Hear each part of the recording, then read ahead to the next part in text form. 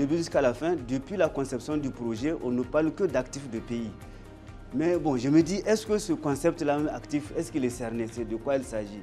Effectivement, de quoi il s'agit? Parce que vous comprenez ça, tout le reste là, ça se déroule. Tout, c'est le thème central, les actifs, pays.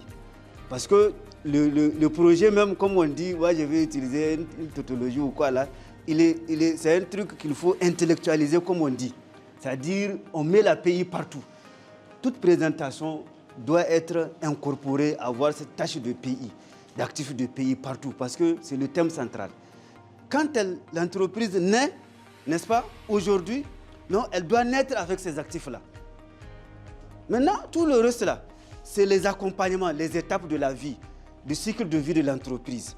Pour cela, vous voyez, on dit un actif, c'est un élément identifiable du patrimoine de l'entreprise. Identifiable du patrimoine d'une personne physique ou morale qui possède une valeur économique positive, pas négative, positive. Ce mot-là est extrêmement important. Vous voyez, positive qui va générer des revenus, n'est-ce pas, des flux de revenus dans le temps pour l'entreprise, n'est-ce pas, dont elle peut tirer un avantage futur. Dans un contexte, on dit comptable financier, un actif peut être matériel. Comme je l'ai dit, dans le bilan comptable, on part du moins liquide au plus liquide. Vous allez voir les actifs corporels, d'abord les biens matériels, terrain, bâtiments, machines, ainsi de suite. Ensuite, les actifs immatériels, les brevets, les marques, les logiciels, les droits d'auteur, le nom commercial, les dossiers et modèles industriels, etc.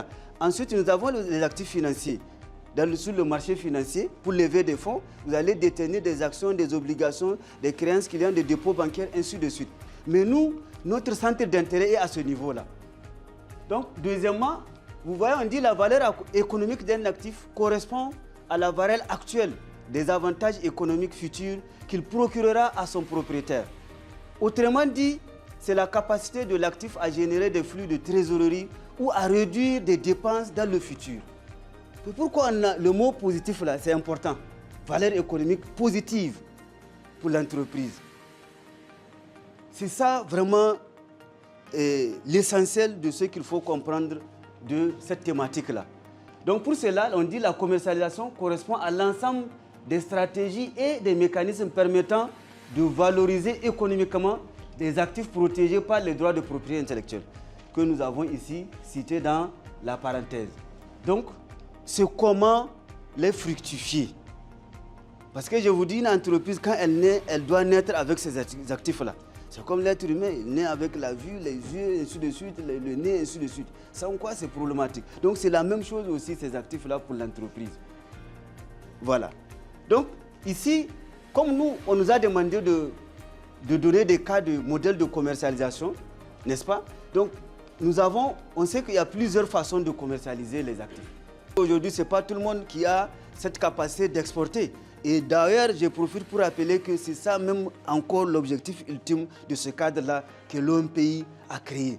C'est pour être compétitif au niveau régional, chez nos voisins régionaux de la région, et aussi être compétitif très lointain, en Chine, partout au niveau international. C'est ça l'objectif.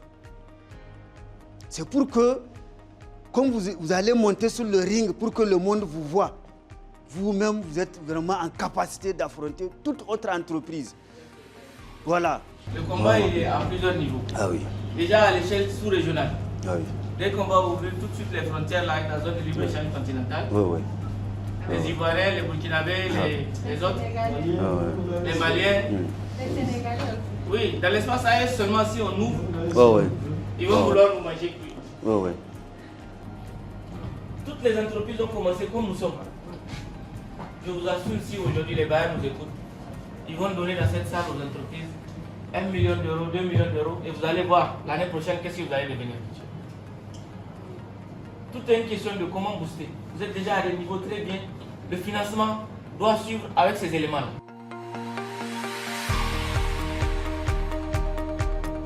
La gestion financière nous permet de prendre des décisions éclairées. Par décision éclairée, comme je disais, aller sur un nouveau marché, peut-être produire plus un produit par rapport à un autre, ou bien diminuer la quantité produite d'un produit. Tout cela la gestion financière nous permet de faire, en tout cas de faire ces activités-là. Supposons que j'ai 2 ou 3 produits et que je me rends compte qu'au niveau de mes chiffres, il y a un des produits qui ne sort pas vraiment. Ça sert à quoi de le produire en quantité sachant que ça ne sort pas? Qu'est-ce qui pourra me dire que le produit ne sort pas? À travers les chiffres que je vais enregistrer vis-à-vis des ventes de ce produit-là. Vraiment de base, quand on parle de la gestion financière, ce qui revient le plus souvent, il y a pas mal d'outils, mais ce qui revient le plus souvent, c'est les trois outils-là. On a dans un premier temps le bilan, il y a le compte résultat et ensuite le plan de trésorerie ou bien la trésorerie tout court. Le bilan, je pense que tout le monde a au moins une fois dans sa vie entendu parler de bilan. Le compte d'exploitation, lui, il va sur une année. Chaque année, vous faites ce calcul-là. Est-ce que cette année, j'ai gagné ou pas? Voyez-vous? Donc, le compte d'exploitation, ça, c'est les charges et les produits. Alors que le bilan, on a vu, c'est les actifs et les passifs. Par actifs, il y a les immobilisations corporelles, incorporelles, il y a les liquidités, il y a les dettes, les créances clients, etc. Pour vous, qu'est-ce qu'une charge? Quand on dit une charge dans une entreprise, ça vous évoque quoi? C'est quoi une charge? Oui. Les dépenses. Est-ce que c'est toutes les dépenses qui sont des charges, comptablement parlant? Ce n'est pas toutes les dépenses qui sont des charges, en tout cas comptablement parlant. Je prends un exemple. Aujourd'hui, vous réalisez un investissement de 10 millions. Il y a certains, les 10 millions là, ils vont les imputer ils vont les intégrer dans les charges de l'entreprise. Alors qu'il faut différencier la charge ou bien les dépenses pour les activités courantes et puis les dépenses d'investissement. La charge ou bien la différence, c'est que la charge, elle va sur un exercice comptable. Exemple, salaire. Je paye salaire ce mois. Le mois prochain, je vais payer salaire. Le mois sur prochain, etc. Je paye loyer ce mois. Je paye bien sûr payer par avance. Mais quand même, c'est-à-dire chaque mois, il faut que je dégage une dépense par rapport à ça. Alors quand il s'agit d'un investissement, c'est une dépense que je vais faire qui va aller sur plusieurs années, sur plusieurs exercices comme on dit. Donc là, ce n'est pas une charge, c'est un investissement.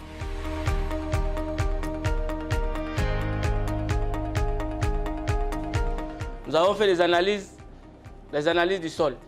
Est-ce que les résultats des analyses du sol doivent ressortir dans notre code QR ou notre code barre? Initialement. Nous avons fait des procédés de préparation du sol, tout ce qui est labour et tout ça. Est-ce que ces procédés doivent ressortir dans le code ou pas? Donc c'est ce tri-là qu'il va falloir que vous fassiez. C'est vrai que vous avez fait les analyses, vous avez fait les procédés. Toutes ces informations, c'est des informations documentées que vous devrez garder.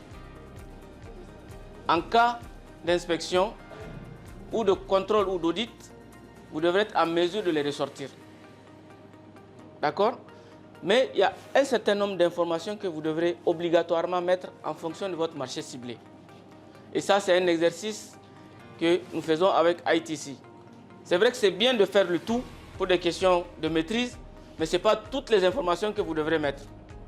Vous pouvez vous limiter en fonction de votre marché au minimum d'informations, même si vous avez fait toutes ces analyses-là. La certification EcoCert Bio, là. Il y a des inspections qui se font régulièrement. On peut décider de manière inopinée de venir faire une inspection, un audit chez vous. Si on ne retrouve pas les résultats des examens, on peut vous retirer votre certificat. On peut vous poursuivre, on peut suspendre tout. Vous devrez le faire. Mais en fonction de là où vous voulez aller, vous regardez, vous faites le filtre, les informations qui sont demandées et vous les mettez.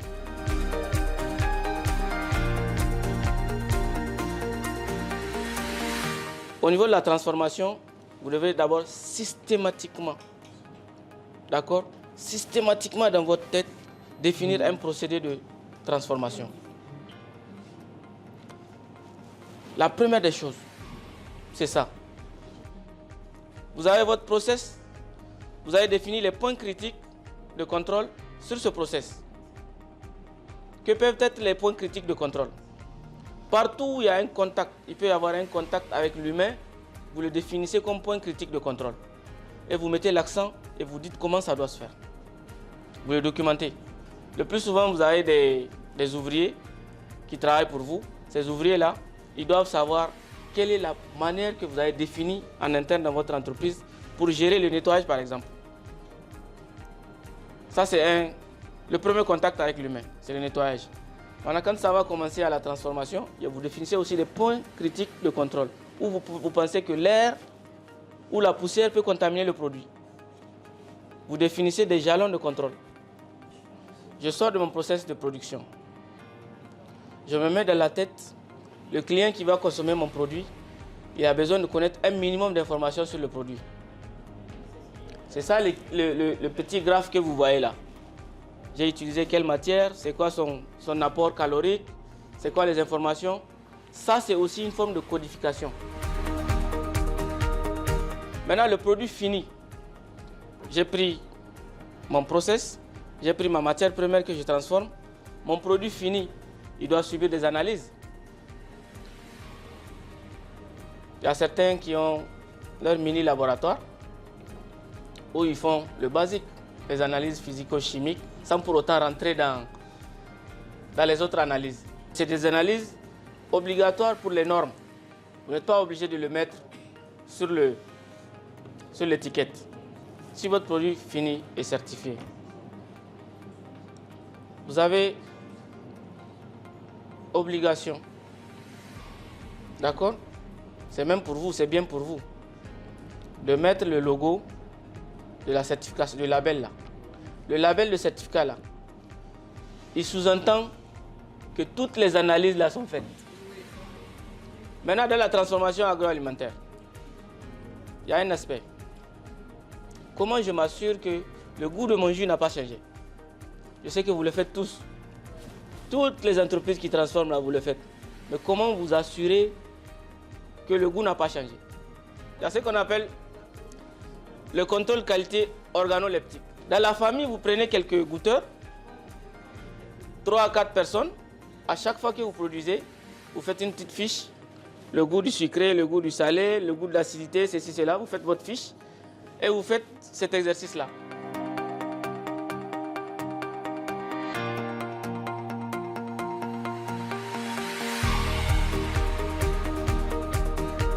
Donc nous arrivons maintenant à la phase de remise des attestations.